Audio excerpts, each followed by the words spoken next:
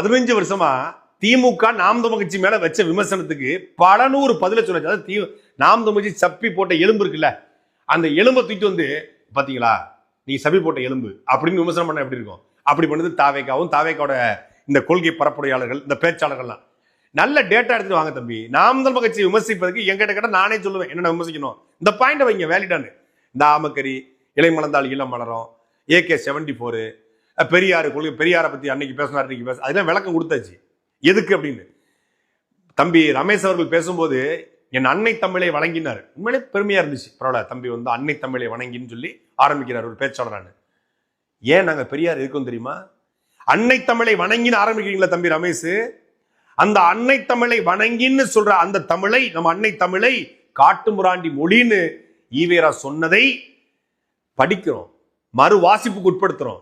ஈவேராவே சொல்றாரு, என்னை அப்படியே ஏற்றுக்கொள்ளாத, என்னை மறு வாசிப்புக்கு உட்படுத்து, என்னை விமர்சனம் செய், என்னை கேள்வி கேட்கிறோம், மறுவாசிப்புக்கு உட்படுத்துறோம்.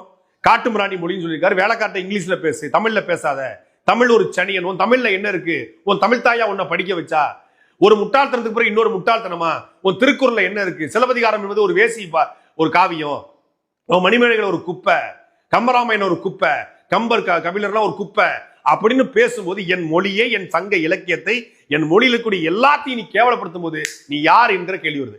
அப்போ இப்படி கன்னட மொழிக்கோ, தெலுங்கு மொழிக்கோ, மலையாள மொழிக்கோ, வேற மற்ற மொழிக்கோ யாரோ ஒருத்தன் எதிராக பேசினா அவனை அந்த மொழி சார்ந்தவர்கள் தந்தைன்னு கொண்டாடுவாங்களா? கன்னட மொழிக்கு எதிராக ஒருத்தனை பேசி கன்னட தந்தை ஆக முடியுமா? தெலுங்கு மொழிக்கு எதிராக ஒருத்தன் பேசி தெலுங்கு மொழியின் தந்தை ஆக முடியுமா? மலையாள மொழிக்கு எதிராக பேசிட்டு மலையாள தந்தை ஆக முடியுமா? மலையாள மொழியை ஒருத்தன் காட்டு முராண்டி மொழின்னு சொல்றான், மலையாளிகள் கொண்டாடுவான், அடிச்சு விரட்டிடுவாங்க.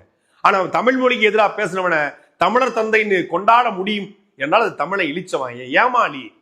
தன் தாய், அதாவது தாயை பழித்தவனை யார் தடுத்தாலும் விடாதே, தமிழை பழித்தவனை தாயே தடுத்தாலும் விடாதே என்று பாவேந்தர் பாரதிதாசன் சொல்றாரு. தமிழை படிச்சேன்னு சொல்றீங்களே ரமேஷ், அது உங்களுக்கு தெரியாதா?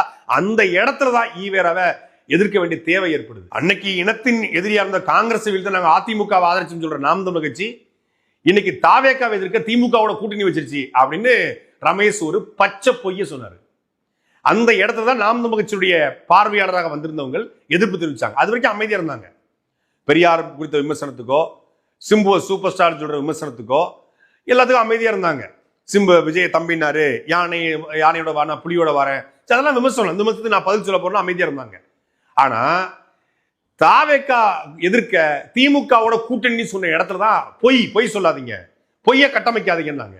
நாம் தமிழ் கட்சி தொடர்ச்சியா திமுகவை எதிர்த்து பேசிக் கொண்டிருக்கிறோம். திமுக ஆட்சி நோக்கி கேள்வி எழுப்புறோம். அந்த கேள்வி எழுப்புற